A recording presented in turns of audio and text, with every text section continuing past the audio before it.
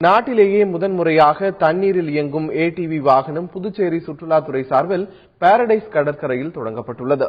சுற்றுலா பயணிகளை ஈர்க்கும் வகையில் கடற்கரை மணலிலும் நீர்ப்பரப்பிலும் இயங்கும் இந்த ஏடிவி வாகனத்தில் சுற்றுலா பயணிகள் ஆர்வத்துடன் பயணம் செய்து வருகின்றனர்.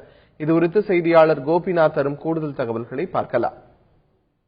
புதுச்சேரி மாநிலம் நூனாங்குப்பம் பகுதியில் இங்க வந்து படகு போட் ஹவுஸ் சொல்றாங்க. அது இங்க வந்து இயங்கி வருது. இதே பாத்தீங்கன்னா இங்கிருந்து 3 கிலோமீட்டர் தூரம் கடல்ல வந்து இந்த போட்ல வந்து பார்த்தோம்னா இந்த பக்கத்துல வந்து பாரடைஸ் பீச் அப்படின்ற ஒரு கடற்கரை பகுதி இருக்கு. அழகிய கடற்கரை பகுதி.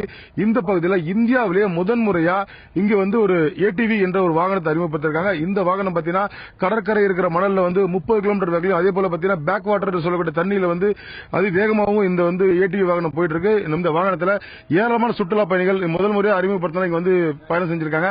அவங்க கிட்ட இந்த பயணத்தோட அனுபவம் குறித்து கேட்டு தெரிஞ்சுக்கலாம். அதை பத்தி சார், முதல் முறையா இந்த ஏடிவி வாகனத்தை பயணம் பண்ணிருக்கீங்க.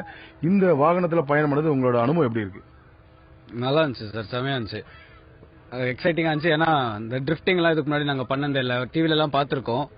ஆனா கார்ல பண்ணணும்னு ஆசை, ஆனா அதெல்லாம் ரிஸ்க். அதனால அவங்க பண்ணறதுனால நல்லா இருந்துச்சு. நல்லா இருந்துச்சு. லைக் ஃபர்ஸ்ட் டைம் ட்ரை பண்ணேன். நல்லா இருந்துச்சு, ரொம்ப நல்லா இருந்துச்சு. தண்ணியில இந்த வாகனம் பாத்தீங்கன்னா தண்ணியில போச்சு. ஒரு கார் மாதிரி வந்து ஒரு தண்ணியில போறது எப்படி ஃபீல் பண்ணீங்க? அது வேற மாதிரி, ஆப்வியஸ்லி நியூ ஃபீலிங் தான். நல்லா இருந்துச்சு. இங்க வந்திருக்க சுற்றுலா பயணிகளை பொறுத்தவரை பாத்தீங்கன்னா இந்த ஏடிவி வாகனத்துல பயணம் செஞ்ச ஒரு அனுபவம் வந்து ரொம்ப சந்தோஷமாவும் ஒரு புது அனுபவமா இருந்ததா அவங்க நம்ம தகவல் தெரிஞ்சுக்காங்க. தந்தி செய்திகளுக்காக ஒளிபரப்பு பிரிச்சுடன் கோபிநாத்.